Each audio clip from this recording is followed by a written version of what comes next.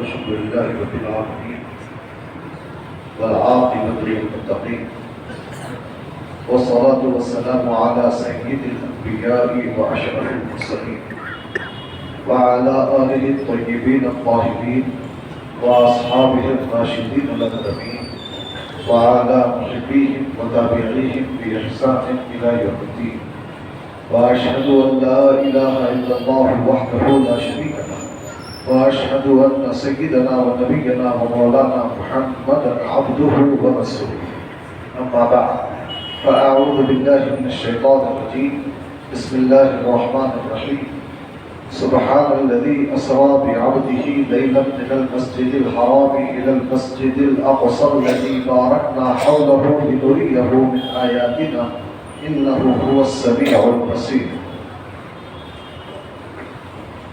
صدق الله العظيم وبلغنا رسوله النبي الأمين الكريم ونحن على ذلك لمن الشاهدين والشاكرين والحمد لله رب العالمين. وقال تعالى إجلالا وإكراما في شان حبيبه إن الله وملائكته يصلون على النبي يا أيها الذين آمنوا صلوا عليه وسلموا تسليما. اللهم رب صل وسلم وزد وبارك على سيدنا وسندنا وشفيعنا وحبيبنا ومولانا محمد وعلى جميع إخوانه من الأنبياء والمرسلين وعلى آله وأصحابه وأزواجه وذرياته وأهل بيته وشهداء محبته وأولياء ملته وعلماء أمته وعلينا معهم أجمعين في كل لمحة ونفس بعدد كل معلوم لك.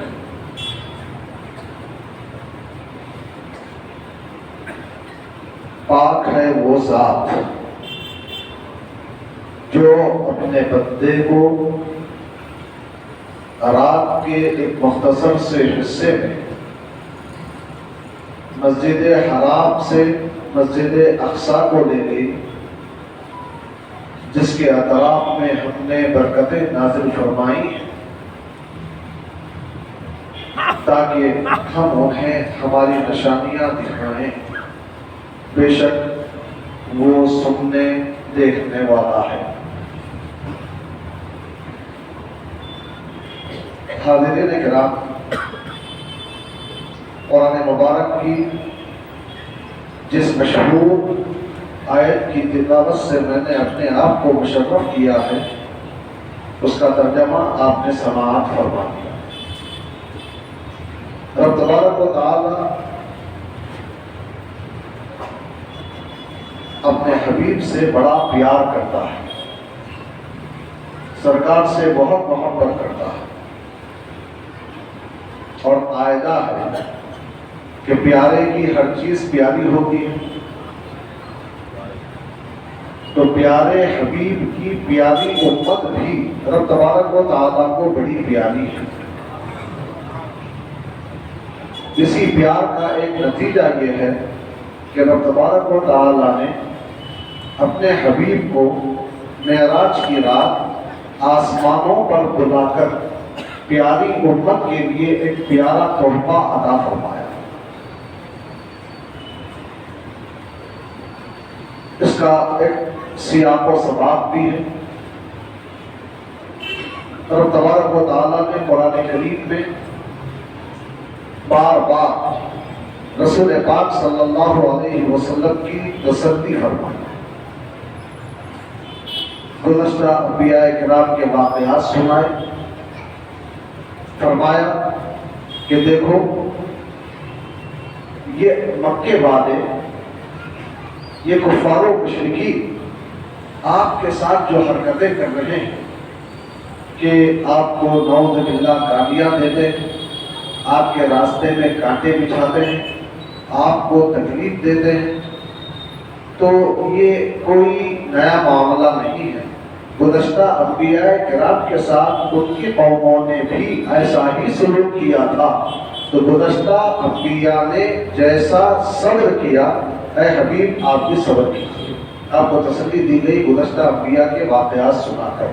مگر آپ دیکھیں گے کہ جب رسول پاک صلی اللہ علیہ وسلم کے خلاف بہت زیادہ تحریکیں شروع ہو گئیں، اور پھر رسول پاک صلی اللہ علیہ وسلم کے قلب عاطر کو سکون پہنچانے والی سب سے پیاری اور وفا شعار زوجہ محترمہ ام المؤمنین حضرت خدیجہ رضی اللہ تعالی عنہ کا وصال ہو گیا، اور رسول پاک صلی اللہ علیہ وسلم کی پشت پناہی کرنے والے حامی و ناصر آپ کے چچا حضرت ابو طالب کا بھی وصال ہو گیا، اور مکے والوں کی ریشہ دوانیاں بڑھ گئیں، طائف والوں کا انکار بڑھ گیا، ہر طرف سے سرکار عربی صلی اللہ علیہ وسلم کے قلب مبارک کو بہت زیادہ گرانی محسوس ہونے لگی۔ تو رب تبارک و تعالیٰ نے اعلان نبوت کے 12ویں سال اپنے حبیب کو آج ہی کی رات جو 27 رجب کی رات ہے، 26 کا دن گزر چکا، 27ویں شب شروع ہو چکی ہے، رب تبارک و تعالیٰ نے معراج میں اپنے قرب خاص میں بلا کر تسلی عطا فرمائی، قرب خاص میں بلا کر تسلی عطا فرمائی۔ معراج کی من جملہ حکمتوں میں سے ایک حکمت یہ بھی بیان کی جاتی ہے کہ اللہ تعالیٰ نے قرآن کریم میں ارشاد فرمایا کہ وَاذْكُرْ فِي الْكِتَابِ ادریس انَّهُ كَانَ صِدِّيقًا نَبِيًّا۔ قرآن کریم میں تم لوگ حضرت ادریس علیہ السلام کے واقعے کو یاد کرو۔ حضرت ادریس علیہ السلام کے بارے میں اللہ خود فرما رہا ہے کہ وَرَفَعْنَاهُ مَكَانًا عَلِيًّا، ہم نے انہیں ایک بلند مقام میں اٹھا دیا، آسمانوں میں اٹھا دیا۔ واقعہ کیا ہے؟ مفسرین کرام لکھتے ہیں کہ حضرت ادریس علیہ السلام نے ایک مرتبہ فرشتے کے ذریعے سے رب تبارک و تعالیٰ کے بارگاہ میں یہ گزارش کی کہ اے اللہ، میں موت کا مزہ چکھنا چاہتا ہوں، دیکھنا چاہتا ہوں کہ موت کیسے ہوتی ہے۔ تو حضرت ادریس علیہ السلام سے اللہ تعالیٰ نے فرمایا کہ اے ادریس، کیا ہماری قدرت پر تم کو یقین نہیں ہے؟ تو انہوں نے عرض کی الہ العالمین، یقین تو ہے، مگر میں چاہتا ہوں کہ مجھ پر موت طاری کر کے دوبارہ مجھے زندہ کیا جائے تاکہ میرے یقین میں اور اضافہ ہو جائے۔ تو رب تبارک و تعالیٰ نے آپ کی اس خواہش کو پورا کرتے ہوئے آپ پر موت طاری کی، دوبارہ آپ کو زندگی عطا فرمائی۔ پھر اس کے چند دنوں کے بعد حضرت ادریس علیہ السلام نے رب تبارک و تعالیٰ کی بارگاہ میں معروضہ پیش کیا کہ الہ العالمین، میں دوزخ کو دیکھنا چاہتا ہوں، دوزخ کے عذابوں کا مشاہدہ کرنا چاہتا ہوں۔ اللہ تعالیٰ نے پوچھا اے ادریس، کیا تمہیں دوزخ پر یقین نہیں ہے؟ کیا تم دوزخ کو مانتے نہیں ہو؟ تو حضرت ادریس علیہ السلام نے عرض کی الہ العالمین، مانتا ہوں، مگر جب اپنی آنکھوں سے دیکھ لوں گا تو یقین اور پختہ ہو جائے گا۔ تو رب تبارک و تعالیٰ نے ایک فرشتے کو حکم دیا کہ ادریس کو لے جاؤ، دوزخ کا مشاہدہ کرواؤ، دوزخ بتاؤ۔ حضرت ادریس علیہ السلام کو لے جایا گیا، دوزخ کا مشاہدہ کروایا گیا۔ پھر اس کے بعد رب تبارک و تعالیٰ سے حضرت ادریس علیہ السلام نے گزارش کی کہ اے اللہ، میں جنت اور جنت کی نعمتیں دیکھنا چاہتا ہوں۔ اللہ نے پوچھا کیا تمہیں یقین نہیں ہے جنت پر؟ آپ نے عرض کی الہ العالمین، یقین ہے، مگر جب اپنی آنکھوں سے دیکھ لوں گا تو یقین اور کامل ہو جائے گا۔ تو رب تبارک و تعالیٰ نے فرشتے کو کہا کہ لے جاؤ ادریس کو جنت کی سیر کراؤ۔ حضرت ادریس علیہ السلام کو فرشتہ لے کر جنت میں چلا گیا اور وہاں پوری جنت کی انہوں نے سیر کر دی، اور جب سیر مکمل ہوئی، باہر نکلنے کا موقع آیا تو حضرت ادریس علیہ السلام فرمانے لگے میں جنت سے نکلنے والا نہیں ہوں۔ پوچھا کیوں؟ تو آپ نے فرمایا رب تبارک و تعالیٰ کا قانون ہے کل نفس ذائقۃ الموت، ہر انسان کو موت کا مزہ چکھنا ہے، میں موت کا مزہ چکھ کر آ گیا ہوں۔ اللہ تعالیٰ نے ایک قانون بنایا ہے وَإِن مِّنكُمْ إِلَّا وَارِدُهَا، تم میں سے ہر ایک کو دوزخ کے اوپر سے گزرنا ہے۔ دوزخ کے اوپر سے آپ کو معلوم ہے کہ جنت میں جانے کا جو راستہ ہے پل صراط جسے کہتے ہیں، یہ دوزخ کے اوپر ہے، ہر ایک کو اسی پل صراط پر سے گزرنا ہے۔ کوئی یہاں کٹ کٹ کر مشکلوں کے ساتھ اس پل کو پار کرے گا، کوئی بالکل ہواؤں کے رفتار سے اس پل صراط کو پار کریں گے، کوئی بجلی کی رفتار سے پار کریں گے۔ تو یہ پل صراط ایک دوزخ کے اوپر بنا ہوا راستہ ہے۔ اللہ تعالیٰ اسی کے بارے میں فرما رہا ہے کہ وَإِن مِّنكُمْ إِلَّا وَارِدُهَا، تم میں سے ہر ایک کو دوزخ کے اوپر سے گزرنا ہے۔ تو حضرت ادریس کہتے ہیں کہ میں دوزخ کے اوپر سے گزر کے آ چکا ہوں۔ پھر اللہ تعالیٰ کا ایک اور قانون ہے کہ جب جنتی جنت میں چلے جائیں گے تو جنت سے ان کو باہر نکالا نہیں جائے گا۔ وما هم عنها بمخرجین، کہ جنت میں جنتیوں کو جنت سے باہر نکالا نہیں جائے گا۔ میں موت کا مزہ چکھ چکا، دوزخ کے اوپر سے گزر چکا، جنت میں اب آیا ہوں تو جنت سے میں باہر نہیں نکلوں گا۔ تو اس وقت میں اللہ تعالیٰ نے فرشتے سے کہا ٹھیک ہے ادریس کو جنت میں رہنے دو۔ حضرت ادریس جنت میں ہیں، جنت میں جنت کی نعمتوں کا مشاہدہ کر رہے ہیں، مگر ایک بات ہے کہ روایتوں میں آتا ہے کہ حضرت ادریس علیہ السلام جنت کے کسی بھی محل میں داخل ہونا چاہتے ہیں تو آپ کو روک دیا جاتا ہے، آپ کو روک دیا جاتا ہے۔ آپ پوچھتے ہیں کیا بات ہے کہ مجھے اندر جانے کیوں نہیں دیا جاتا، جنت کے محل کے اندر جانے کیوں نہیں دیا جاتا؟ تو آپ سے کہا جاتا ہے کہ یہ جنت کے محلات کے دروازے اسی وقت کھلیں گے جب نبی آخر الزمان تشریف لائیں گے۔ سرکار آئیں گے تو سرکار کے لیے سب سے پہلے جنت کے محلات کے دروازے کھولے جائیں گے، سرکار کی امت کے لیے کھولے جائیں گے۔ بہرحال حضرت ادریس علیہ السلام جنت میں ہیں، جب جنت میں ہیں تو انہوں نے ہر چیز کا مشاہدہ کر لیا، دوزخ کو بھی دیکھا، جنت کو بھی دیکھا، آسمانوں کو بھی دیکھا، ملائے اعلیٰ کو بھی دیکھا، فرشتوں کو بھی دیکھا، قدرت کے عجائبات کا بھی آپ نے مشاہدہ کر لیا، مگر وہ وہی رہ گئے، آ کے دنیا والوں کو جنت کے بارے میں بتا نہ سکے، عجائب قدرت کے بارے میں نہ بتا سکے، ملائے اعلیٰ کے بارے میں نہ بتا سکے، فرشتوں کے بارے میں نہ بتا سکے۔ حضرت ادریس کو وہی رکھا گیا تو اللہ نے گویا اپنے حبیب سے فرمایا اے حبیب آؤ اور ملائے اعلیٰ کو دیکھ جاؤ، جنت کی سیر کر لو، دوزخ کا مشاہدہ کر لو، اور یہ تمام عجائب قدرت جو ہم تمہیں دکھانا چاہتے ہیں دیکھ لو اور جا کے اپنی امت کو بتا دینا۔ اس لیے معراج میں رسول پاک صلی اللہ علیہ وسلم کو بلایا گیا۔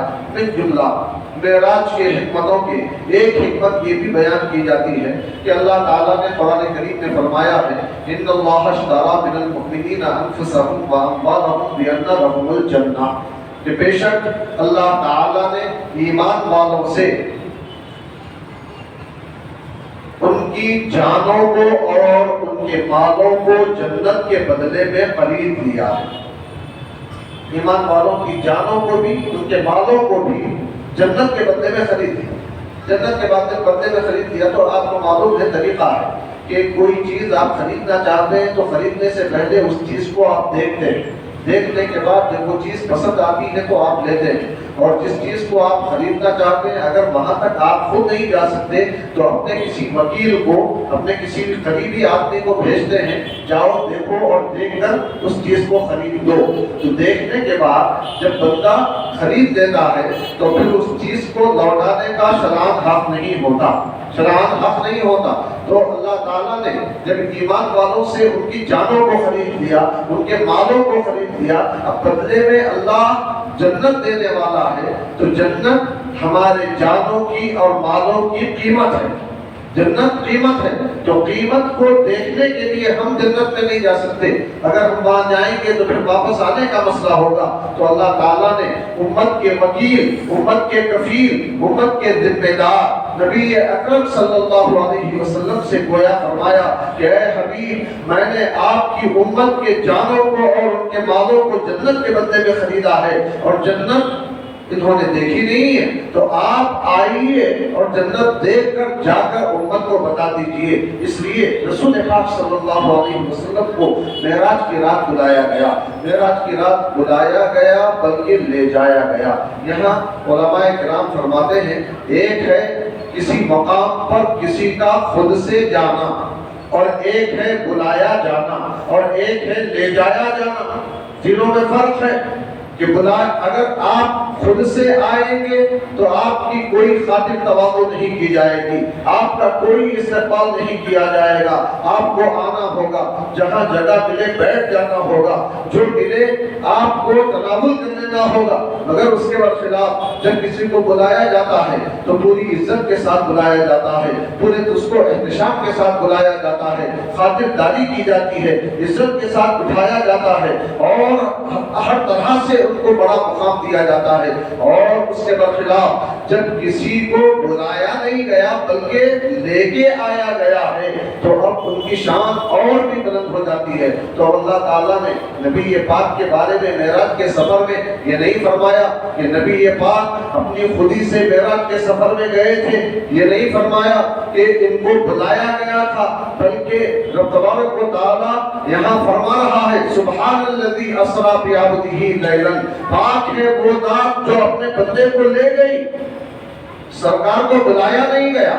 حالانکہ آپ واقعہ معراج ہمیشہ سنتے رہتے ہیں کہ رب تبارک و تعالیٰ نے آج کی رات حضرت جبریل علیہ السلام کو بلایا، حکم دیا کہ جنت کے براقوں میں سے ایک براق لے لو اور 70,000 فرشتوں کے جلوں میں جا کر میرے حبیب کو نیند سے بیدار کرو اور مکے سے بیت المقدس لے جاؤ، بیت المقدس سے آسمانوں پر لے کر آنا۔ حضرت جبریل آئے، 70,000 فرشتوں کے جلوں میں آئے اور آ کر دیکھا رسول پاک صلی اللہ علیہ وسلم حضرت ام ہانی کے گھر میں آرام فرما رہے تھے۔ ام ہمیشہ اپنے گھر میں آرام فرماتے تھے، آج بہن کے گھر میں آرام کر رہے ہیں، بات کیا ہے؟ تو علماء کرام فرماتے ہیں کہ اللہ تعالیٰ نے نبی کے گھر میں ایک قانون بنا دیا، نبی کے گھر کے لیے ایک قانون بنا دیا۔ وہ قانون کیا ہے کہ نبی کے گھر پر اگر تم ملاقات کے لیے آؤ تو یہاں آ کر نام لے کر پکارنے کی اجازت نہیں ہے، یہاں آنا تو یہاں آ کے بیٹھ کر انتظار کرنا کہ جب نبی مناسب سمجھیں گے تمہارے لیے باہر آئیں گے۔ اللہ تعالیٰ نے فرمایا کہ ان الذین ینادونک من وراء الحجرات اکثرهم لا یعقلون، بے شک جو لوگ نبی پاک کو کمرے کے پیچھے سے آواز دیتے ہیں ان میں سے اکثر بے عقل ہیں، سمجھتے نہیں ہیں اس لیے آواز دیتے ہیں۔ وَلَوْ أَنَّهُمْ صَبَرُوا حَتَّى تَخْرُجَ إِلَيْهِمْ لَكَانَ خَيْرًا لَهُمْ، اگر یہ لوگ صبر کرتے یہاں تک کہ سرکار باہر نکل کر تشریف لاتے ان کے پاس تو ان کے لیے بہتر ہوتا۔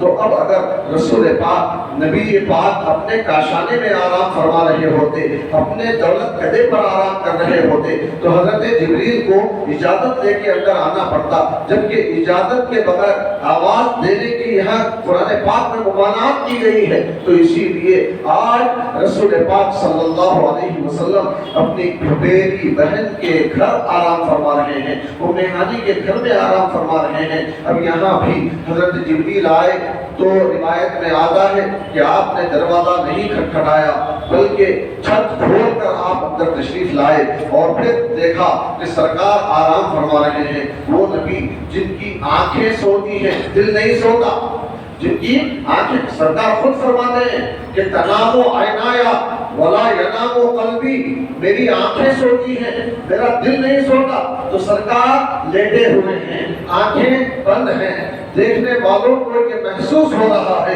کہ سرکار سو رہے ہیں، مگر حقیقت یہ ہے کہ سرکار سو نہیں رہے ہیں بلکہ آنے والے حضرت جبریل کا گویا امتحان لے رہے ہیں کہ دیکھیں جبریل آج مجھے کس طرح دن سے بیدار کرتے ہیں، کس طرح دن سے بیدار کرتے ہیں۔ حضرت جبریل علیہ السلام کی پیشانی کو روایت میں آتا ہے کہ رب تبارک و تعالیٰ نے کافوری بنایا، کافور میں ٹھنڈک ہوتی ہے۔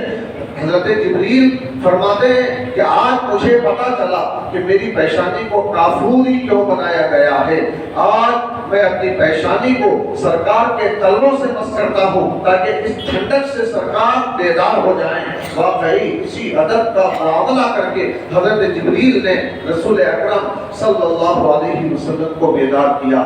70,000 فرشتوں کے جلوں میں ہیں، سرکار کو وہاں سے بلاوا آنے کی خوشخبری سنائی، پھر کعبے کے اندر لائے، زمزم کے کنویں کے قریب لائے۔ اس کے بعد فرشتوں نے آپ کے قلب مبارک کو چاک کر دیا، سینے مبارک کو چاک کر کے آپ کے قلب مبارک کو آپ کے سینے مبارک سے باہر نکالا گیا۔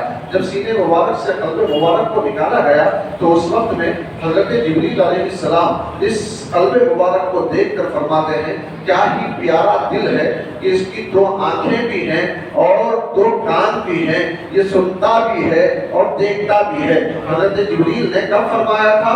جب فرمایا تھا تب کہ سرکار کے قلب مبارک کو سینے مبارک سے باہر نکالا جا چکا تھا۔ اگر ہمارے دل کو ہمارے سینے سے باہر نکال دیا جائے تو کیا ہمیں ہوش باقی رہے گا؟ اس وقت جو گفتگو ہو رہی ہے کیا ہم وہ سن پائیں گے؟ کیا ہمارے دل کی بھی آنکھیں ہیں؟ کیا ہمارے دل کے بھی کان ہیں کہ دل ہمارا دیکھنے اور سننے لگے؟ دیکھو کتنی بڑی شان ہے۔ حضرت جبریل فرما رہے ہیں کہ اس کی 2 آنکھیں بھی ہیں، یہ اس کی 2 کان بھی ہیں، یہ سنتا بھی ہے، دیکھتا بھی ہے۔ واقعی سرکار نے جو کچھ اس وقت سنا بعد میں بتایا، یہ بتانے کے لیے کہ میں اپنے قلب مبارک سے بھی ویسے ہی دیکھتا اور سنتا ہوں جیسے آنکھوں سے دیکھتا اور کانوں سے سنتا ہوں، ظاہری آنکھوں سے دیکھتا ہوں، ظاہری کانوں سے دیکھتا ہوں۔ تو بہرحال قلب مبارک کو نکالا گیا۔ قلب مبارک کو نکالنے کے بعد اسے زمزم سے دھویا گیا، اور زمزم سے دھونے کے بعد پھر دوبارہ آپ کے قلب مبارک کو آپ کے سینے میں رکھ کر دوبارہ سینے کو برابر کر دیا گیا۔ یہ کوئی ایک تخیلاتی واقعہ نہیں ہے، یہ کوئی خیالی واقعہ نہیں ہے، یہ کوئی جوش و جذبات میں بیان کی جانے والی بات نہیں ہے۔ حقیقت یہ ہے کہ واقعتاً سرکار کے سینے مبارک کو چاک کیا گیا تھا، ایسا جیسے آپریشن کے لیے سینہ کھول دیا جاتا ہے اور آپریشن کے بعد جس طرح دوبارہ سینے کو سیا جاتا ہے، سرکار کے سینے مبارک پر سیوت کا نشان موجود تھا، سیوت کا نشان موجود تھا۔ فرشتوں نے کھولا بھی، قلب مبارک کو دوبارہ اندر رکھنے کے بعد سینے کو سیا بھی، پھر اس کے بعد براق پیش کیا گیا۔ براق جب پیش کیا گیا تو براق شوخی کرنے لگا، شوخی کرنے لگا۔ رسول پاک اس پر سوار ہونا چاہتے ہیں اور براق حرکت کر رہا ہے۔ پوچھا حضرت جبریل نے کیا بات ہے، تو شوخی کیوں کر رہا ہے؟ کیا تجھے معلوم نہیں کہ آج سید الانبیاء تیری پشت پر سوار ہونے والے ہیں؟ تو براق کہنے لگا میں ایک التجا بارگاہ رسالت میں کرنا چاہتا ہوں۔ وہ التجا میری یہ ہے کہ جنت میں بہت سارے براق ہیں، ان تمام براقوں میں اے جبریل آپ نے آج کی رات سرکار کی سواری کے لیے مجھے منتخب کیا ہے، تو کل میدان قیامت میں بھی کئی ایک براق سامنے ہوں گے، سرکار ان براقوں میں سے کسی بھی براق پر سواری کر سکتے ہیں۔ میں یہ گزارش کرنا چاہتا ہوں کہ جب آج آپ کو میں اپنے اوپر سوار کروا رہا ہوں تو کل قیامت کے دن اپنی سواری سے یا رسول اللہ مجھے محروم نہ کرنا، کل قیامت کے دن مجھے محروم نہ کرنا۔ سرکار نے براق کی اس گزارش کو قبول کر لیا۔ اب اس کے بعد سرکار براق پر سوار ہوئے۔ براق کیا ہے؟ براق عربی زبان کا لفظ ہے، یہ برق سے بنا ہے۔ برق کہتے ہیں بجلی کو، برق کہتے ہیں بجلی کو، اور بجلی کی رفتار اتنی تیز ہوتی ہے کہ ہم اس کا اندازہ نہیں کر سکتے، اس کا اندازہ نہیں کر سکتے۔ روایت میں آتا ہے کہ یہ براق اتنا تیز رفتار تھا کہ جو حد نظر ہے وہاں اس کا ایک قدم پڑتا تھا۔ نظر کی حد، پوری عمارتوں کو ہٹا دو، پورے جنگلات کو ہٹا دو، زمین کو مسطح کر دو تو دیکھو کتنی دور تک تمہاری نگاہ جاتی ہے۔ جہاں نگاہ جاتی ہے وہاں براق کا ایک قدم پڑتا تھا۔ تو اسی تیز رفتاری کے ساتھ سرکار براق پر سوار ہو کر بیت المقدس کی طرف جا رہے ہیں۔ 70,000 فرشتوں کے جلوں میں جا رہے ہیں۔ حضرت جبریل علیہ السلام آپ کے ساتھ ساتھ ہیں۔ جاتے ہوئے رسول پاک فرماتے ہیں کہ میں نے حضرت موسیٰ کو ان کی قبر شریف میں ٹہر کر مجھ پر درود پڑھتے ہوئے دیکھا۔ قبر شریف میں ٹہر کر مجھ پر درود کے لیے جو لفظ روایت میں آیا ہے صلی یصلی تسلیتاً، صلی یصلی تسلیتاً، نماز پڑھنے کو بھی کہا جاتا ہے، صلاۃ نماز کو بھی کہا جاتا ہے، صلاۃ درود کو بھی کہا جاتا ہے۔ کچھ لوگوں نے اس حدیث پاک کا ترجمہ یہ کیا کہ رسول پاک فرما رہے ہیں کہ میں نے حضرت موسیٰ کو ان کی قبر شریف میں نماز پڑھتے دیکھا، نماز پڑھتے دیکھا، مگر یہ ترجمہ یہ مصلحت کے خلاف ہے، قرین قیاس نہیں ہے۔ وجہ اس کی یہ ہے کہ حضرت موسیٰ کو بتا دیا گیا تھا کہ آج نبی آخر الزمان کی سواری تمہاری قبر شریف کے پاس سے گزرنے والی ہے، تمہارے قبر شریف کے پاس سے سرکار کی سواری گزرنے والی ہے، جو سرکار کے حضرت موسیٰ کے بھی رسول ہیں، سید الانبیاء والمرسلین، تمام انبیاء اور تمام رسولوں کے جو سردار ہیں، سردار کی سواری گزرنے والی ہے۔ اب اگر ایسے میں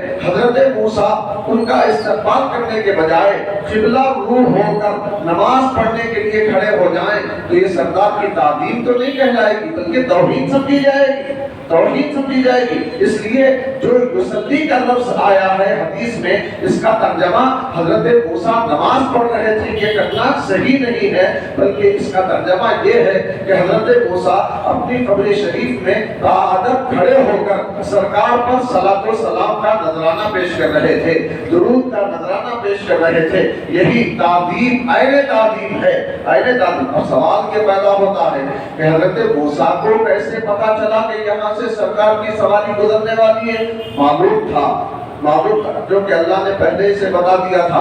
اے موسیٰ، تمہاری قبر شریف کے پاس جب رسول عربی کی سواری گزرے گی تم کو ان کا استقبال بھی کرنا ہے، اور پھر اس کے بعد ان سے پہلے بیت المقدس پہنچ کر بیت المقدس میں انبیاء کی جماعت کے ساتھ بھی ان کا استقبال کرنا ہے، انبیاء کی جماعت کے ساتھ بھی۔ تو واقعی ایسے ہی ہوا۔ حضرت موسیٰ علیہ السلام بارگاہ رسالت میں یہاں اپنی قبر شریف میں کھڑے ہو کر درود و سلام کا نذرانہ پیش کیے، پھر اس کے بعد بیت المقدس پہنچ کر وہاں بھی انبیاء کے ساتھ سرکار کا استقبال کر رہے ہیں۔ اب یہاں یہ بات ذہن میں رکھیں کہ عمومی طور پر تیز رفتاری سے جب سفر کیا جاتا ہے تو آزو بازو کی جو چیزیں ہیں ان پر نظر نہیں کھڑتی۔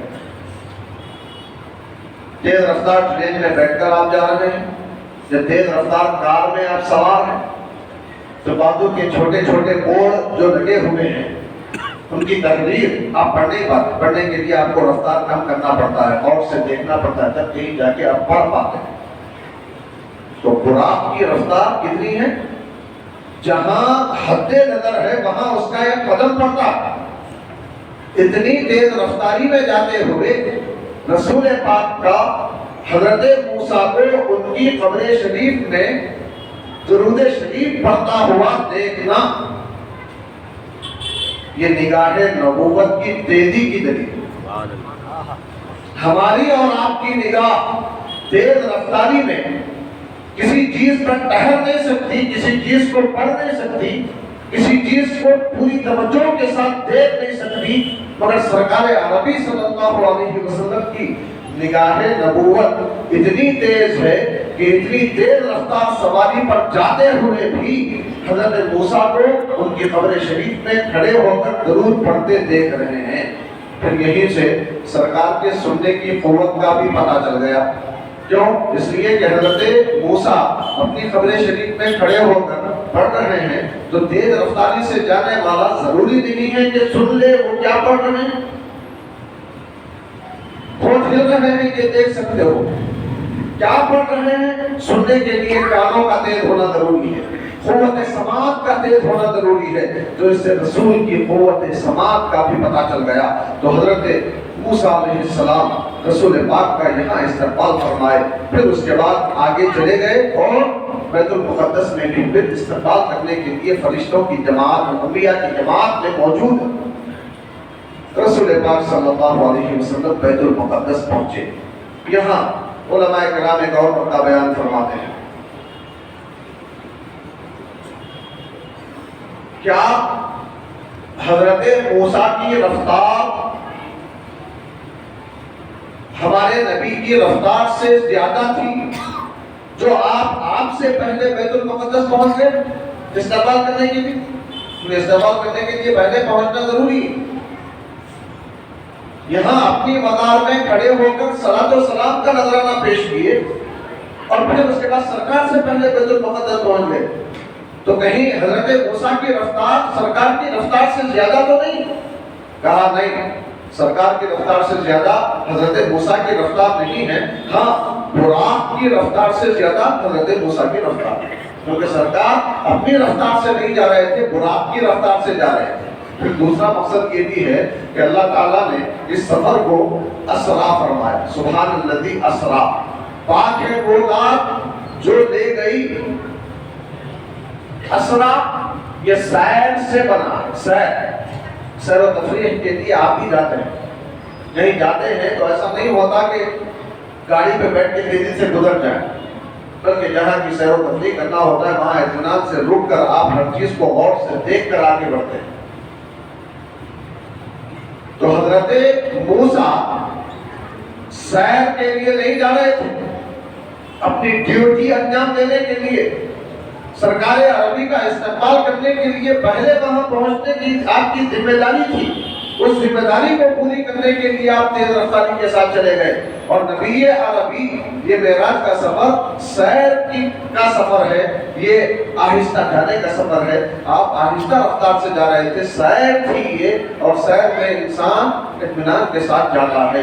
تو رسول عربی بات میں پہنچنے کے بعد اس پتھر سے اپنے براق کو باندھے جہاں انبیاء کرام اپنے سواریوں کو باندھا کرتے تھے۔ پھر اس کے بعد اندر جب پہنچے تو حضرت جبریل علیہ السلام نے تمام انبیاء کا بارگاہ رسالت میں تعارف کروایا، سب کی ملاقات، اس لیے کہ حضرت جبریل فرشتوں میں سب سے افضل و اعلیٰ مگر ہمارے نبی کے وزیر ہیں۔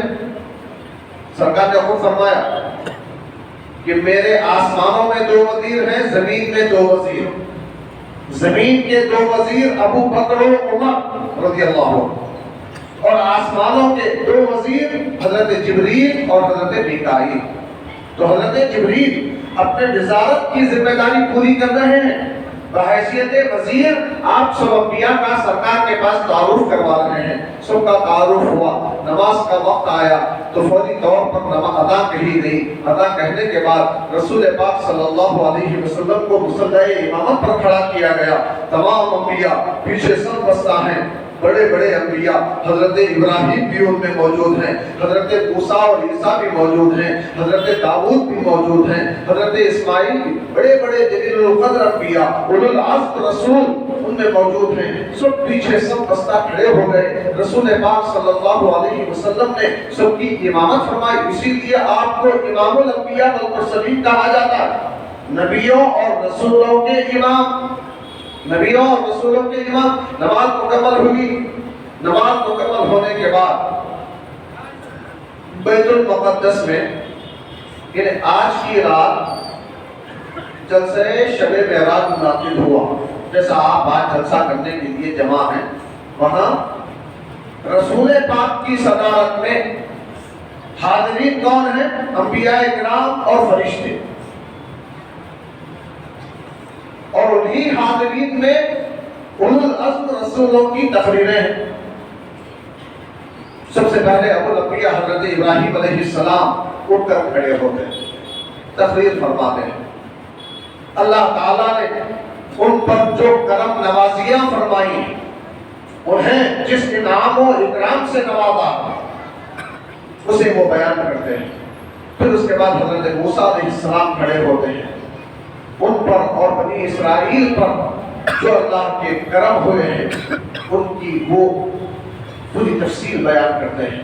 پھر اس کے بعد حضرت داؤد علیہ السلام، پھر حضرت عیسیٰ علیہ السلام، تقریباً اولو العزم رسول اپنی اپنی زبان میں اپنے اپنے اوپر ہونے والے اللہ کے انعامات کو بیان فرماتے ہیں۔ جب سب کا بیان ہو چکا تو نبی پاک صلی اللہ علیہ وسلم صدارتی خطاب فرماتے ہیں۔ صدارتی خطاب میں رسول پاک ان پر کیے جانے والے انعامات کو بیان کرتے ہیں۔ رب تبارک و تعالیٰ نے کیسے کیسے انعامات سے سرفراز فرمایا۔ بالآخر آج کی رات اپنے قرب خاص میں ملاقات کے لیے رب تبارک و تعالیٰ بلا رہا ہے، رب تبارک و تعالیٰ بلا رہا ہے کہ تمام باتیں ذکر کی۔ پھر اس کے بعد وہاں سے رسول پاک صلی اللہ علیہ وسلم کو حضرت جبریل رف پر سوار کرواتے ہیں۔ اب تک براق کا سفر تھا، بیت اللہ سے چلے تھے، بیت المقدس تک براق پر سواری تھی۔ اب یہاں سے رف کے ذریعے سے آسمانوں کی طرف جاتے ہیں۔ پہلے آسمان کے پاس پہنچتے ہیں، حضرت جبریل آسمان کا دروازہ کھٹکھٹاتے ہیں۔ فرشتہ پوچھتا ہے کہ کون ہے؟ حضرت جبریل کہتے ہیں میں جبریل ہوں۔ پوچھتے ہیں کہ کیا آپ اکیلے ہیں یا آپ کے ساتھ کوئی اور ہے؟ تو حضرت جبریل کہتے ہیں میرے ساتھ نبی آخر الزمان محمد عربی صلی اللہ علیہ وسلم ہیں۔ تو فرشتہ پھر پوچھتا ہے کہ یہ بلائے گئے ہیں یا خود سے آ رہے ہیں؟ بلائے گئے ہیں یا خود سے آ رہے ہیں؟ حضرت جبریل کہتے ہیں ان کو بلایا گیا ہے۔ تب وہ فرشتہ دروازہ پہلے آسمان کا کھول دیتا ہے، رسول پاک حضرت جبریل کے ساتھ آگے بڑھتے ہیں تو پہلے آسمان پر حضرت آدم علیہ السلام سے ملاقات ہوتی ہے۔ حضرت آدم علیہ السلام سرکار کا استقبال کرتے ہیں، پھر وہاں سے وہاں کے عجائب قدرت کا مشاہدہ کرنے کے بعد دوسرے آسمان پر پہنچتے ہیں۔ دروازہ وہاں بھی پہلے آسمان کے دروازے کی طرح کھلوایا جاتا ہے۔ پھر جب دوسرے آسمان پر پہنچتے ہیں تو وہاں حضرت یحییٰ اور حضرت عیسیٰ علیہ السلام سے ملاقات ہوتی ہے۔ یہ دونوں نبی اور رسول آپ کا استقبال کرتے ہیں۔ وہاں بھی عجائب قدرت کا مشاہدہ کرنے کے بعد، فرشتوں کو دیکھ لینے کے بعد تیسرے آسمان کے دروازے کو کھلوایا جاتا ہے۔ تیسرے آسمان کے اوپر جب پہنچتے ہیں تو وہاں حضرت یوسف علیہ السلام رسول پاک کا استقبال کرتے ہیں۔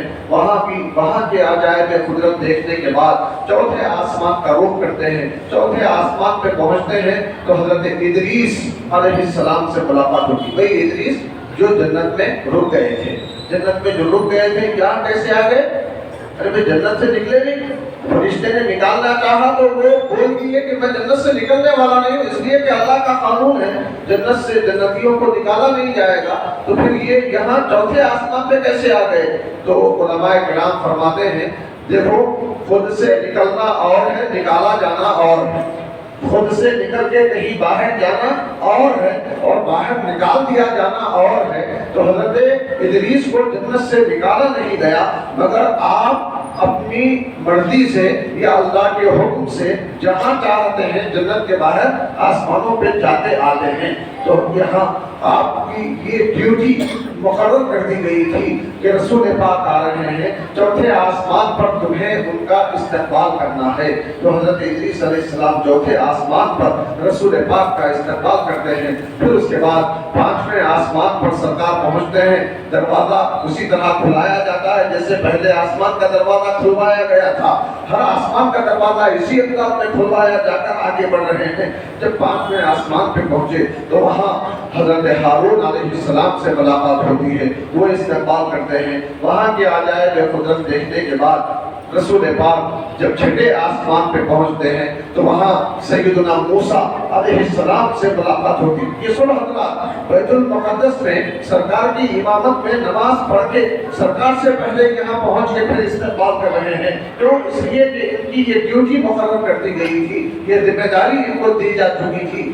یہاں سے جب سرکار آگے بڑھتے ہیں، ساتویں آسمان کا دروازہ کھلوایا جاتا ہے تو وہاں حضرت ابراہیم علیہ السلام سے ملاقات ہوتی ہے۔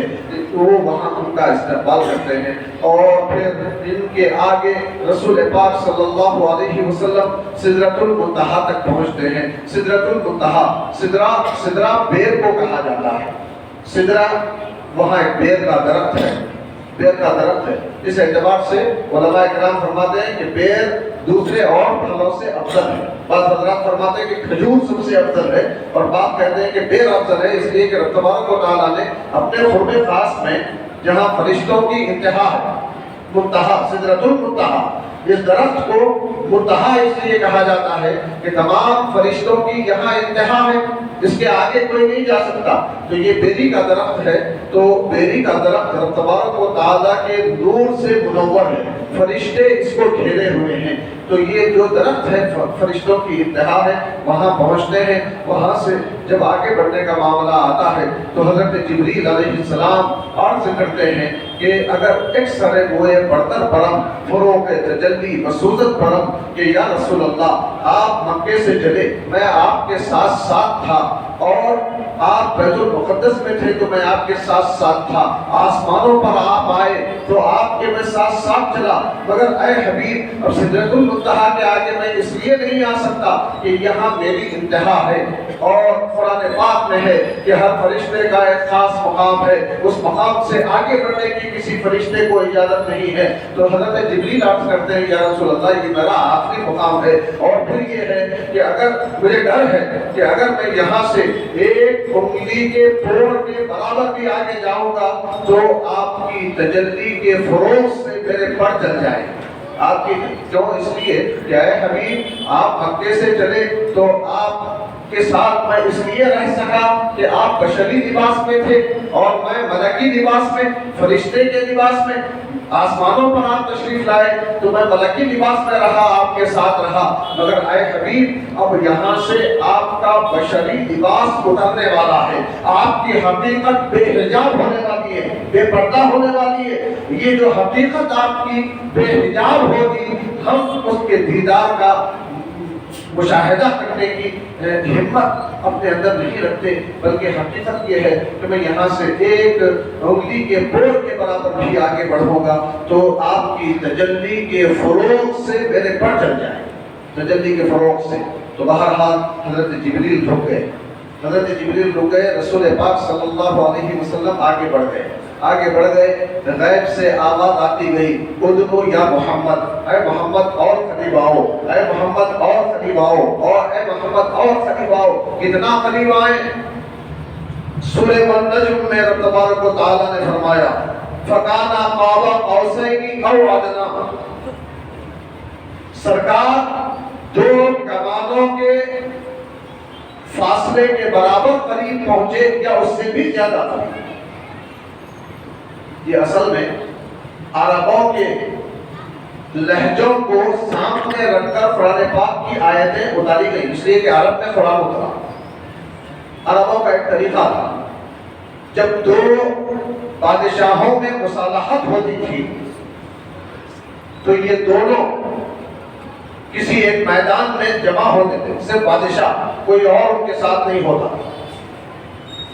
دونوں بادشاہ میدان میں آتے اور دونوں اپنے اپنے تیروں کو ایک ساتھ ملا دیتے، تیر اور کمان کو ایک ساتھ ملا دیتے، اور پھر اس کے بعد دونوں کمانوں کو یکجا کر کے، کمانوں کی جو رسی ہوتی جس میں تیر رکھ کے چھوڑا جاتا ہے، اس میں دونوں اپنا اپنا ہاتھ رکھ کر ایک ساتھ تیر چلاتے اور یہ بتانے کے لیے چلاتے کہ اب سے ہمارا تیر تمہارے دشمن پہ بھی چلے گا، ہمارے دشمن پہ بھی چلے گا، جو تمہارا دشمن ہوگا وہ ہمارا دشمن، جو تمہارا دوست ہوگا وہ ہمارا دوست۔ تو جو کمانوں کو ایک ساتھ ملایا جاتا ہے انتہائی قربت بتانے کے لیے، قریب، انتہائی قریب۔ تو یہاں تبارک و تعالیٰ بھی نبی پاک کی مقام دنا فاتت اللہ میں اپنے سے قربت کو بتانے کے لیے فرمایا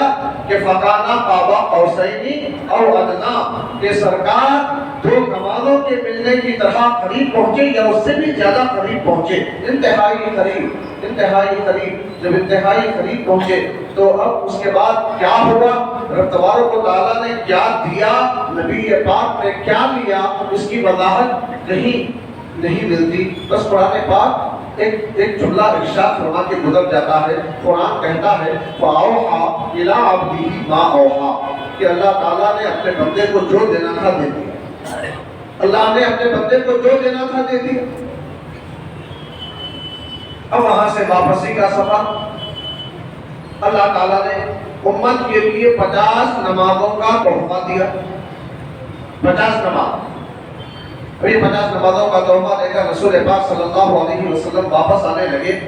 چھٹے آسمان پر حضرت موسیٰ علیہ السلام سے ملاقات ہوئی۔ حضرت موسیٰ علیہ السلام نے پوچھا کہ اے محمد، اللہ نے آپ کی امت کے لیے کیا تحفہ کیا؟ سرکار نے فرمایا کہ 50 نمازوں کا تحفہ دیا ہے۔ تو حضرت موسیٰ نے عرض کی کہ آپ جا کر نمازوں میں کمی کروا دیجیے، اس لیے کہ میں بنی اسرائیل کو آزما چکا ہوں، میں جانتا ہوں کہ آپ کی امت 50 نمازیں روزانہ پڑھنے کی طاقت نہیں رکھتی، آپ نمازوں میں کمی کروا دیجیے۔ رسول پاک صلی اللہ علیہ وسلم چھٹے آسمان سے دوبارہ بارگاہ رب العزت میں پہنچے، نمازوں میں تخفیف کی درخواست کی۔ رب تبارک و تعالیٰ نے 10 نمازیں کم کر دی۔ پھر چھٹے آسمان پہ آئے، حضرت موسیٰ نے پوچھا کیا ہوا؟ آپ نے فرمایا 10 نمازوں کی کمی ہو گئی۔ حضرت موسیٰ بولے کہ آپ کی امت 40 بھی پڑھنے کی طاقت نہیں رکھتی، جائیے اور کم کروائیے۔ سرکار پھر گئے اور 10 نمازیں کم ہوئی، 30 ہو گئی۔ حضرت موسیٰ نے کہا 30 بھی آپ کی امت پڑھنے کی طاقت نہیں رکھتی، اور کم کروائی۔ رسول پاک پھر گئے، پھر گزارش کی، رب تبارک و تعالیٰ نے 20 کر دی۔ 10 نمازیں کم ہو رہی ہیں۔ ایک روایت میں 5 نمازوں کا بھی ذکر آیا ہے کہ ہر بار 5 نمازیں کرتی ہے۔ بہرحال 5 ہو یا 10، ہوتے ہوتے آخر میں 5 نمازیں رہ گئیں۔ جب 5 نمازیں رہ گئیں تو حضرت موسیٰ علیہ السلام نے کہا کہ میں بنی اسرائیل کو آزما چکا ہوں، آپ کی امت یہ 5 نمازیں پڑھنے کی بھی طاقت نہیں رکھتی، جائیے اور کم کروا دیجیے۔ تو رسول پاک صلی اللہ علیہ وسلم نے فرمایا کہ ہر مرتبہ 5 نمازیں کم ہوتی گئی ہیں، اب صرف 5 رہ گئی۔ اب میں جاؤں گا تو مطلب یہ ہوگا کہ یہ بقیہ 5 بھی معاف کروا لوں اور بغیر تحفے کے واپس چلا جاؤں؟ نہیں، اب مجھے شرم آتی ہے، میں نہیں جاؤں گا۔ تو اس وقت میں غیب سے آواز آئی، رب تبارک و تعالیٰ نے فرمایا اے محمد، ہمارے پاس ہم جو کہہ دیتے ہیں پھر اس میں تبدیلی نہیں ہوتی۔ ہم نے 50 کہہ دیا تھا، وہ 50 ہی رہیں گی، آپ کی امت بڑھے گی 5، میں ثواب دوں گا 50۔ قانون بنا دیا رب تبارک و تعالیٰ نے قرآن کریم میں، من جاء بالحسنۃ فلہ عشر امثالھا، جو کوئی ایک نیکی کرتا ہے اس کو 10 گنا ثواب ملتا ہے۔ ایک نیکی کا ثواب 10 گنا، ایک نماز کا ثواب 10 نمازوں کے برابر۔ 5 نمازیں پڑھی جائیں، ثواب ملے گا 50 کا، کہ اللہ نے پہلے فرما دیا تھا کہ میں 50 نمازوں کا تحفہ دیتا ہوں۔ تو اب یہاں علماء کرام ایک نکتہ بیان فرماتے ہیں کہ حضرت موسیٰ علیہ السلام نے جب کوہ طور پر رب تبارک و تعالیٰ سے شرف ہم کلامی حاصل فرمائی، آواز سنی، دیکھا نہیں، اللہ تبارک و تعالیٰ کو دیکھا نہیں، صرف آواز سنائی۔ اور ایک فطرت انسانی ہے کہ آواز سننے کے بعد دیکھنے کی تڑپ پیدا ہوتی ہے۔ حضرت موسیٰ علیہ السلام نے گزارش کی، ربی ارینی، اے اللہ مجھے اپنے آپ کو دکھا۔ تو اللہ نے فرمایا لن ترانی، اے موسیٰ تم مجھے دیکھ نہیں سکتے، تم میں دیکھنے کی طاقت نہیں، میں اپنے آپ کو چاہوں تو دکھا سکتا ہوں مگر تم میں دیکھنے کی طاقت نہیں۔ حضرت موسیٰ نے خواہش کی، بالآخر رب تبارک و تعالیٰ نے کوہ طور پر اپنے صفت کے ایک چھوٹی سی تجلی جو سوئی کے ناکے کے کروڑویں حصے برابر تھی، کوہ طور پر ڈالی، اور اللہ نے حضرت موسیٰ سے کہا کہ اے موسیٰ تم پہاڑ کو دیکھتے رہو، ہم اس پر تجلی ڈالیں گے، اگر پہاڑ اپنی جگہ برقرار رہا تو تم میرا دیدار کر لو۔ تو جب چھوٹی سی تجلی، وہ بھی ذات کی نہیں صفت کی، کوہ طور پر پڑی تو طور جل گئے اور حضرت موسیٰ بے ہوش ہو کر گر پڑے۔ حضرت موسیٰ بے ہوش ہو کر گر پڑے تو دیدار کی جو تمنا تھی وہ دل میں ہی رہ گئی۔ آج معراج کی رات حضرت موسیٰ کو تو دیدار ڈائریکٹ نہیں مل رہا، مگر حضرت موسیٰ نبی پاک کو نمازوں کی کمی کروانے کے لیے بار بار رب تبارک و تعالیٰ کی بارگاہ میں بھیج رہے ہیں، اور نبی پاک رب تبارک و تعالیٰ کو پلک جھپکے بغیر دیکھ کر آ رہے ہیں، تو ان کے دیدار کی لذت اور اس کی تجلیاں جو سرکار کے چہرے میں جگمگا رہی ہیں، اس کا دیدار کر کے یہاں حضرت موسیٰ ذوالفضل ہو رہے ہیں، اسی لیے بار بار بھیج رہے ہیں۔ حضرت موسیٰ علیہ السلام سے ملاقات کے بعد پھر اسی طرح براق پر سوار ہو کر رسول پاک صلی اللہ علیہ وسلم واپسی کا سفر طے کر کے کعبۃ اللہ واپس تشریف لائے۔ تو یہ پورا سفر سرکار کو بلایا گیا یا لے جایا گیا؟ حضرت جبریل اللہ نے بلا بھیجا. پھر اس کے بعد حضرت جبریل لے گئے تو پوری شان کے ساتھ، پورے اہتمام کے ساتھ، پورے طمطراق کے ساتھ.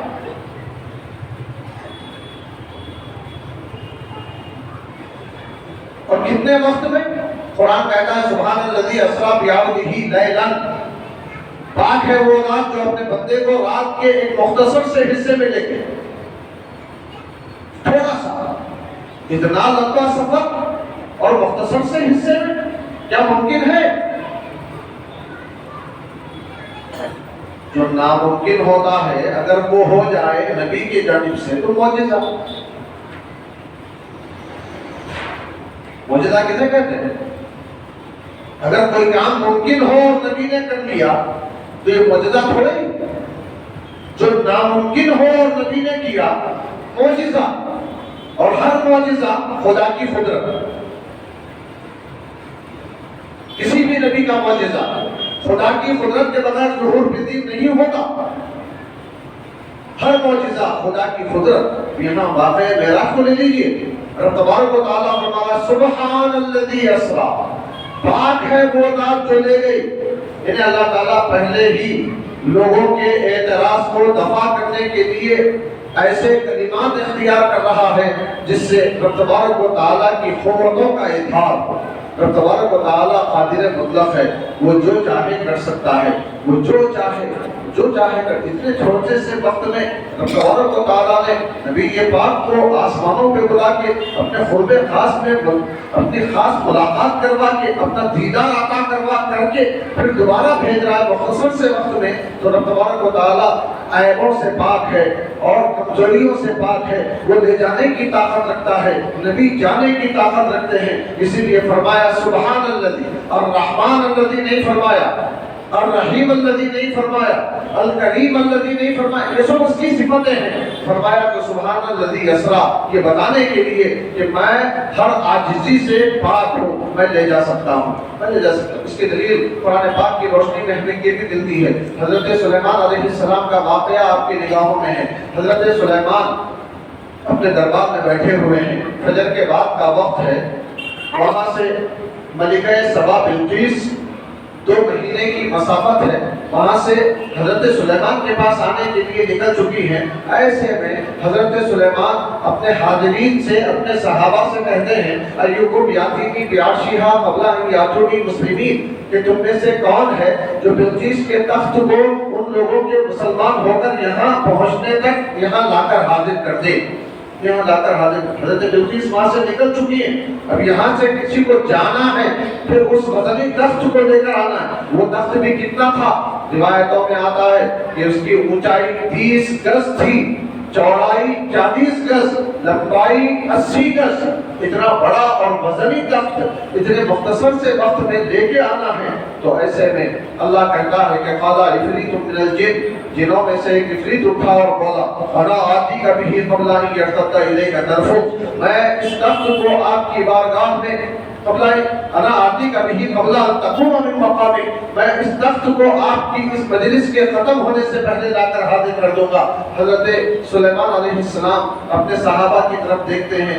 آپ چاہتے ہیں کہ اس سے بھی کم وقت میں کوئی اس تخت کو یہاں لا کر حاضر کرے. تو آصف ابن برقیہ جو آپ کے ایک صحابی ہیں، آپ کی امت کے ایک ولی ہیں، وہ فرماتے ہیں انا آتیک بہ قبل ان یرتد الیک طرفک، میں اس تخت کو آپ کے پاس پلک جھپکنے کی مقدار میں اتنی دور سے لا کے حاضر کر دوں. اتنا بڑا تخت، اتنا اونچا تخت، اتنا چوڑا اور اتنا لمبا، اور 2 مہینے کی مسافت کیسے لانا ہے، اور لانے کے لیے حمل و نقل کا کوئی ذریعہ نہیں ہے. پھر بھی حضرت آصف بن برقیہ کہتے ہیں کہ میں اس تخت کو پلک جھپکنے کی مقدار میں لا دوں گا. اور واقعی فلما رآہ مستقرا عنده، قرآن بول رہا ہے، کسی کو انکار کی کوئی گنجائش نہیں. جب انہوں نے دیکھا تو کیا دیکھتے ہیں کہ تخت سامنے رکھا ہوا ہے، پہنچ گئے. پلک جھپکنے کی مقدار. جب حضرت آصف ابن برقیہ کو رب تبارک و تعالیٰ اتنی قدرت اور طاقت دے سکتا ہے کہ پلک جھپکنے میں 2 ماہ کی مسافت تک جا کر وہاں سے اتنے وزنی تخت کو پلٹ جھپکنے کی مقدار میں لا کر حاضر کریں تو کیا اپنے حبیب پاک کو پلٹ جھپکنے کی مقدار میں آسمانوں کی سیر، جنت کی سیر، دوزخ کا مشاہدہ اور لامکہ میں بلا کر واپس کیا نہیں بھیج سکتا ہے؟ وہ قادر مطلق ہے۔ اسی لیے اللہ نے فرمایا سبحان الذی اسریٰ بعبدہ، پاک ہے وہ ذات جو اپنے بندے کو لے گئی، ہر قسم کی عاجزی سے پاک ہے۔ پھر اس کے بعد اللہ نے فرمایا اسریٰ بعبدہ، جو اپنے بندے کو لے گیا۔ لفظ بندہ پر لوگوں کو دھوکا ہو گیا۔ اللہ تعالیٰ یہاں فرما سکتا تھا سبحان الذی اسریٰ برسولہ، سبحان الذی اسریٰ بنبیہ، پاک ہے وہ ذات جو اپنے نبی کو لے گئی، پاک ہے وہ ذات جو اپنے رسول کو لے گئی۔ نہیں فرمایا، فرمایا سبحان الذی اسریٰ بعبدہ، پاک ہے وہ ذات جو اپنے بندے کو لے گئی۔ لوگوں کو مغالطہ ہو گیا، کہنے لگے کہ سرکار نعوذ باللہ ہماری طرح بشر ہیں، اسی لیے اللہ نے بعبدہ فرمایا، بنبیہ برسولہ نہیں فرمایا۔ عبد کہنے سے سرکار کی نورانیت خط بس بشریت، حالانکہ ہم بارہا عرض کر چکے ہیں کہ سرکار کی حقیقت نورانیت ہے اور بشریت سرکار کا لباس ہے، عبدیت سرکار کا لباس ہے، نورانیت حقیقت ہے۔ حضرت جابر رضی اللہ تعالیٰ عنہ کی مشہور روایت آپ کی نگاہوں میں ہے، جو تقریباً محدثین نے، موافقین نے بھی، مخالفین نے بھی، اہل سنت کے محدثین نے بھی اور غیر اہل سنت کے محدثین نے بھی اس حدیث کو اپنی کتابوں میں نقل فرمایا، لکھا۔ حضرت جابر رضی اللہ تعالیٰ عنہ نے ایک مرتبہ پوچھا یا رسول اللہ، اللہ تعالیٰ نے سب سے پہلے کس چیز کو پیدا کیا؟ سب سے پہلے کس چیز کو پیدا کیا؟ تو سرکار نے فرمایا اول ما خلق اللہ نوری، اللہ نے سب سے پہلے میرے نور کو پیدا فرمایا۔ سرکار یہ بھی فرما سکتے تھے کہ اللہ نے سب سے پہلے مجھے پیدا فرمایا، نہیں فرمایا۔ سرکار کیا فرما رہے ہیں؟ سب سے پہلے میرے نور کو پیدا فرمایا۔ پتہ چلا کہ سرکار نور ہے، سرکار کی حقیقت نور۔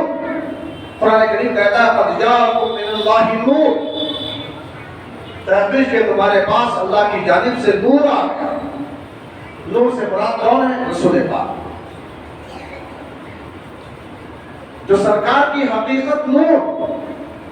مگر یہاں واقعہ معراج میں رب تبارک و تعالیٰ نے جو یہ فرمایا سبحان الذی اسریٰ بعبدہ، پاک ہے وہ ذات جو اپنے بندے کو لے گئی، تو لوگوں نے سمجھا کہ سرکار نور نہیں ہے، بندے ہیں، بشر۔ اسی لیے اللہ نے بعبدہ ہی کہا، بنور ہی نہیں کہا، بنبی ہی نہیں کہا، برسول ہی نہیں کہا۔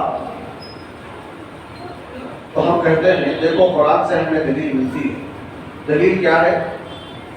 نورانی مخلوق، وہ مخلوق جن کے نور ہونے میں کسی کو اختلاف نہیں، فرشتے۔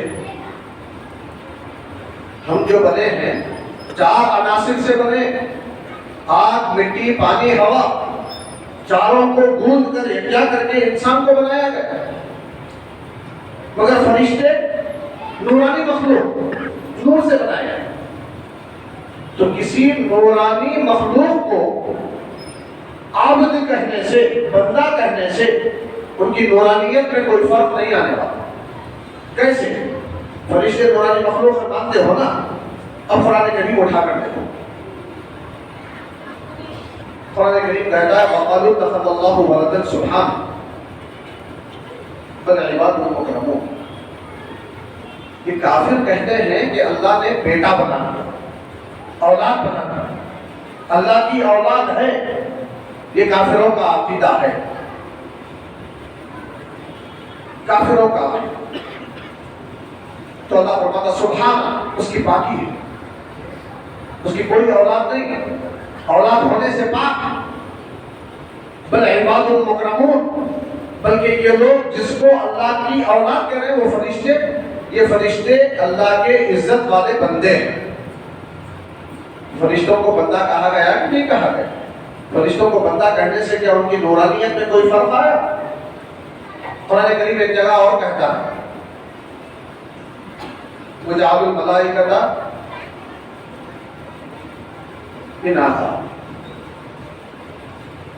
ان لوگوں نے فرشتوں کو خدا کی بیٹیاں بنا دیا۔ کافروں کا عقیدہ تھا، فرشتوں کو کیا کہتے تھے؟ بیٹیاں اللہ کی،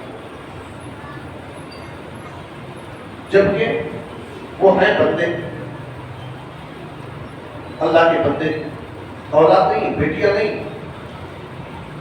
تو حقیقت یہ ہے کہ نور کو عبد کہنے سے نور کی نورانیت میں کوئی فرق نہیں آتا۔ جس طرح فرشتوں کو نور ہونے کے باوجود عبد کہا گیا تو وہ اپنی جگہ نورانی ہی رہے، بلا تشبیہ و تمثیل۔ نبی پاک بھی نور ہے، اب اگر نبی پاک کو یہاں بھی عبد ہی کہا گیا ہے تو کسی اور حکمت کی بنیاد تو کیا ہے؟ کوئی اور حکمت تھی۔ وہ حکمت کیا تھی؟ وہ حکمت یہ تھی کہ لوگ سرکار کے اس معراج کے واقعے کو سن کر جھٹلانے لگے، خصوصاً کفار مکہ جھٹلانے لگے،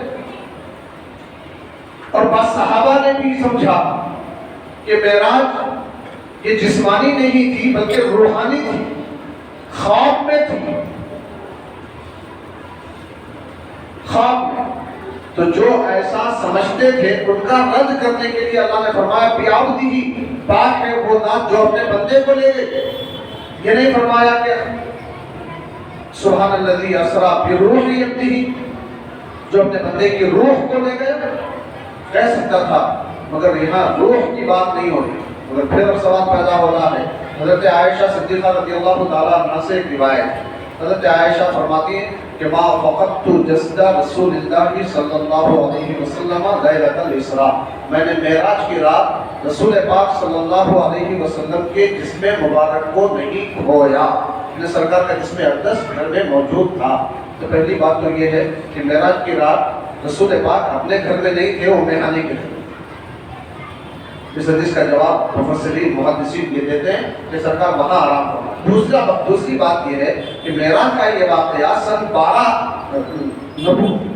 بعد بعثت، اعلان نبوت کے 12 سال کے بعد، ہجرت سے پہلے پیش آیا، ہجرت سے پہلے معراج کا واقعہ پیش آیا، اور حضرت عائشہ کی شادی اور آپ کی بداعی ہجرت کے بعد ہوئی،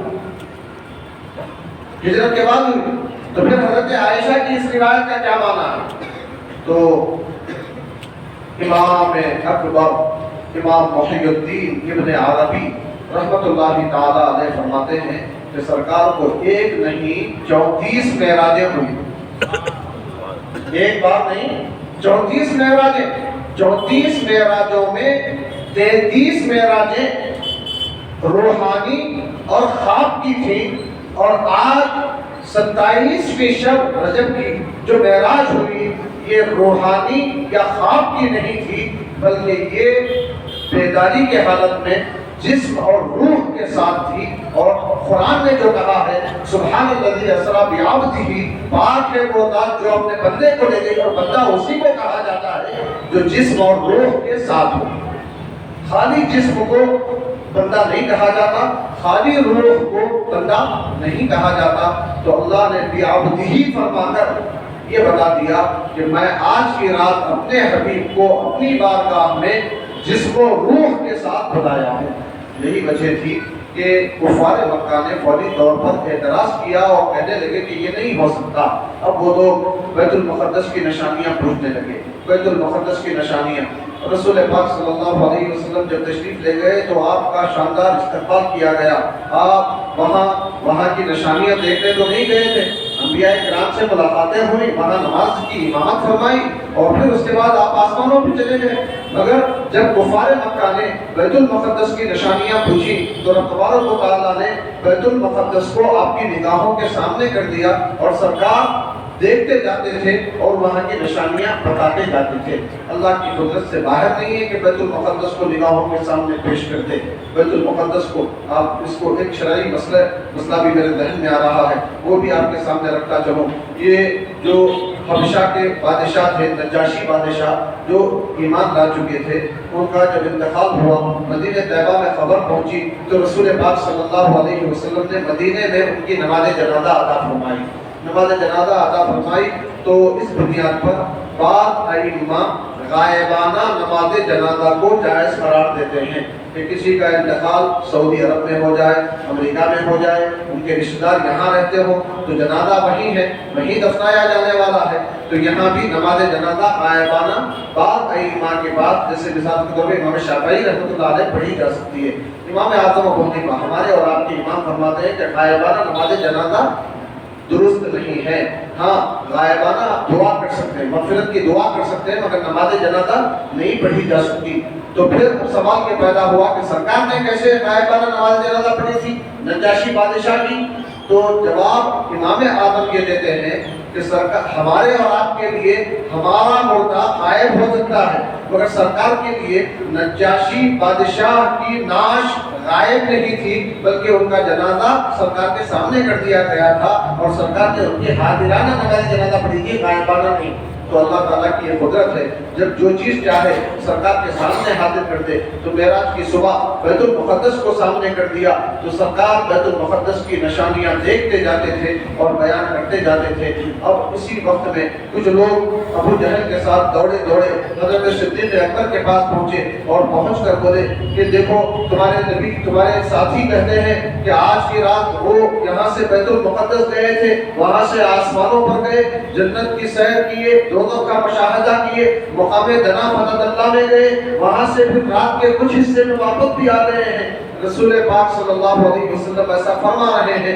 حضرت صدیق اکبر نے جب سنا تو فرمایا کہ اگر میرے ساتھی نے ایسا کہا ہے، میرے نبی نے ایسا کہا ہے تو میں تصدیق کرتا ہوں کہ واقعی وہ جا کے آ گئے۔ حالانکہ انہوں نے سرکار کی زبان سے اس کو سنا نہیں تھا، اس کے باوجود آپ نے تصدیق کر دی، تو اسی وجہ سے آپ کا لقب صدیق مشہور ہو گیا، صدیق اکبر کے لقب سے آپ جانے لگے۔ تو بہرحال یہ معراج کی رات ہے، بڑی عظمتوں اور برکتوں والی رات ہے، اس لیے کہ رب تبارک و تعالیٰ نے اس رات کو اپنے حبیب کو اپنی ملاقات کے لیے، اپنے قرب خاص میں بلانے کے لیے چنا ہے، منتخب فرمایا ہے۔ تو اس اعتبار سے ایک حدیث شریف امام بیہقی نے سنن کبریٰ میں بیان فرمائی ہے کہ آج کی رات ایک خصوصی نماز اگر آپ پڑھ لیں تو اس کے بہت سارے فوائد ہیں۔ وہ نماز کیا ہے؟ تو امام حضرت انس رضی اللہ تعالیٰ عنہ راوی ہیں، فرماتے ہیں رسول پاک صلی اللہ علیہ وسلم نے فرمایا جو معراج کی رات میں 12 رکعت نماز پڑھے گا، سورہ فاتحہ کے بعد جو سورہ آسانی سے پڑھ سکتا ہو پڑھ لے، 12 رکعت، ہر 2 رکعت پر سلام پھیرتا جائے گا۔ جب 12 رکعت مکمل ہو جائیں گے تو 100 مرتبہ تیسرا کلمہ سبحان اللہ والحمدللہ ولا الہ الا اللہ واللہ اکبر 100 مرتبہ پڑھے گا، اور پھر اس کے بعد 100 مرتبہ استغفر اللہ پڑھے گا، اور پھر 100 مرتبہ نبی پاک پر درود بھیجے گا، اور اس کے بعد جو بھی جائے دعا کرے گا اس کی وہ دعا قبول ہو جائے گی۔ اور صبح روزہ رکھے گا تو اس کے لیے سونے پہ سہاگا ہے، روزہ رکھے گا تو بہت بہتر، نفل روزہ ہے رکھے تو بہتر، نہیں رکھیں گے تو کوئی گناہ نہیں ہوگا۔ ویسے عبادتوں کی جاگنے کی رات کا تصور کیا ہے؟ ہمارے پاس باہر وقت گزارتے ہوئے جاگنا، ٹائم پاس کرتے ہوئے جاگنا، یہ جاگنا نہیں ہے، بلکہ جاگنے سے مراد یہ ہے کہ ہم اپنے اوقات کو عبادتوں میں صرف کریں۔ اور میں تو ہمیشہ کہتا ہوں کہ نوافل کی کثرت سے ہٹ کر سب سے پہلے ہمارے دل میں جو فرائض باقی ہیں، جن نمازوں کی ہم قضا کر چکے ہیں، جن نمازوں کو ہم چھوڑ چکے ہیں، ان نمازوں کی قضا کرتے چلے جائیں۔ ایسے متبادل راتوں میں جب ہم اپنی نمازوں کی قضا کریں گے، ایک تو ہماری اپنی ذمہ داری پوری ہوگی، دوسرا اس رات کو بہتر انداز میں نیکیوں میں گزارنے کا شرف اور مقام و مرتبہ بھی ہم کو حاصل ہو جائے گا۔ تو اللہ تعالیٰ نے ایک آیت میں معراج کے سفر کو بیان کر کے قرآن پاک کا اعجاز بھی بتا دیا، فرمایا سبحان الذی اسریٰ بعبدہ پاک ہے وہ ذات جو اپنے بندے کو رات کے ایک مختصر سے حصے میں مسجد حرام سے مسجد اقصیٰ کو لے گئی، جس کے اطراف ہم نے برکتیں نازل فرمائی ہیں تاکہ ہم انہیں اپنی نشانیاں دکھائیں۔ بے شک وہ سننے دیکھنے والے ہیں۔ تو یہ مختصر سے الفاظ یہ قرآن کی فصیح و بدیع کلام ہونے پر دلالت کرتے ہیں۔ اللہ تعالیٰ سے دعا ہے کہ اللہ تبارک و تعالیٰ ہم سب پر کرم فرمائے، رحم فرمائے، مصیبت زدوں کی مصیبتوں کو دور فرمائے، پریشان حالوں کی پریشانیوں کو دور فرمائے، بیماروں کی بیماریوں کو دور فرمائے، غریبوں کی تنگدستی کو دور فرمائے، مالداروں کے دلوں میں اور نیکیاں کرنے کی توفیق عطا فرمائے۔ الہ العالمین ہم سب پر کرم فرما، آج کے رات کی سعادتیں اور برکتیں ہمارا مقدر فرما، صحت و عافیت کے ساتھ ایسی کئی راتیں ہمارا مقدر فرما۔